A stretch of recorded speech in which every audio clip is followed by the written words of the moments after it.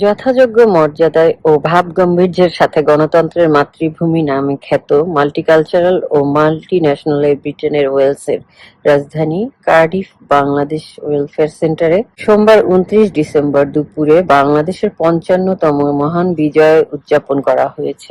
Bangladesh welfare অ্যাসোসিয়েশনের chairman ৭১ এর বীর মুক্তিযোদ্ধা আব্দুল হান্নান এর সভাপতিত্বে ও ওয়েলফেয়ার এর জেনারেল সেক্রেটারি সিনিয়র সাংবাদিক মোহাম্মদ মুকিস মনসুরের পরিচালনায় অনুষ্ঠিত সভায় অতিথি হিসেবে কার্ডিফ কাউন্টি কাউন্সিলের সাবেক lord mayor councillor doctor Bablin Mallik, প্রাক্তন deputy lord mayor councillor Dilwar Ali, councillor Jasmine Chowdhury, Abdul Malik, Sheikh Mohammad Anwar, Golam Mortuza, Faisal Rahman, Badar Uddin Chowdhury Babar, Alhaj Ankar Mia, Anwar Hossain, Mohammad Mujib Mia, Raihan Ahmed, Nazir Uddin, Ansar Mia, Dewan Tutul Chowdhury, Alamgir Alam, Shahidul Islam, Tajel Ahmed, Shebul Ali ও সাংবাদিক আতিকুল ইসলাম বক্তব্য রাখেন। মহান মুক্তিযুদ্ধে নিহত সকল শহীদদের আত্মার মাগফিরাত কামনায় দোয়া পরিচালনা করেন মাওলানা শাহ মোহাম্মদ তসলিম।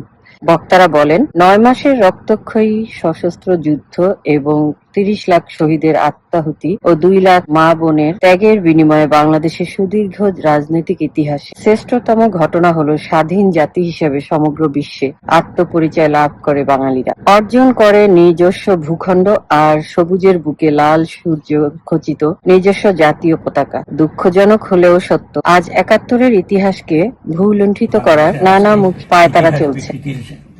বিভিন্ন ধরনের পায়তারা হচ্ছে, ইতিহাস বিকৃতি করা হচ্ছে, সঠিক ইতিহাস আগে থেকে তুলে ধরা হয়নি।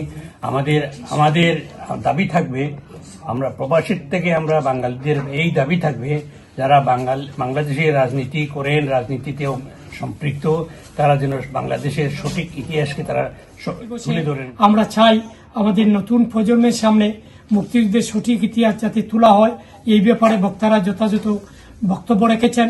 আজকে যেভাবে ইতিহাস বিকৃতি শুরু হয়েছে, আমরা সেই সব ইতিহাস বিকৃতির তীব্র প্রতিবাদ জানাচ্ছি এবং মুক্তিযুদ্ধের সঠিক ইতিহাস আমাদেরকে তুলে ধরতে হবে। এই লক্ষ্যে ওয়েলফেয়ার অ্যাসোসিয়েশন কাজ করে যাচ্ছে। ধন্যবাদ।